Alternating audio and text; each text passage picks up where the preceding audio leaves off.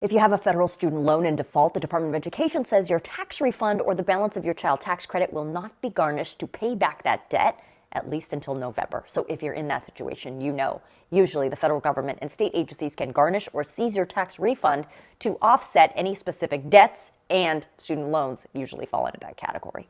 But because of the COVID-19 emergency relief, the Education Department says this tax season, that won't happen.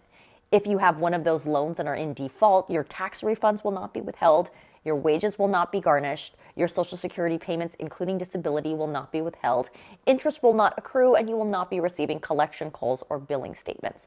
This includes federal direct loans, federal family education loans, federal Perkins loans held by the Education Department, and HEAL loans.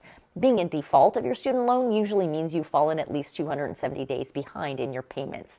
It's important to know the student loan forbearance program ends and you will have to start repaying your student loans on May the 1st. All of the collection programs, garnishments, and offsets on your tax refund will resume 6 months after that. So basically, after November 1st. And for everybody that has been asking, yes, I am fine. Thank you for your concern. I have just been really sick all week, and today, in fact, has been the first day that I've been able to get out of bed. There will be no government shutdown tomorrow. Instead, it's been postponed until March 11th. The Senate just voted to pass the continuing resolution bill that was passed by the House last week to keep the government functioning status quo until March 11th.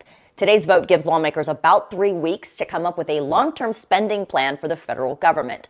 Congress is already 4 months late on passing that omnibus bill. It should have been done prior to the start of the fiscal year back in October. But politicians can't seem to agree on the government spending plan, so they keep passing these stopgap measures instead.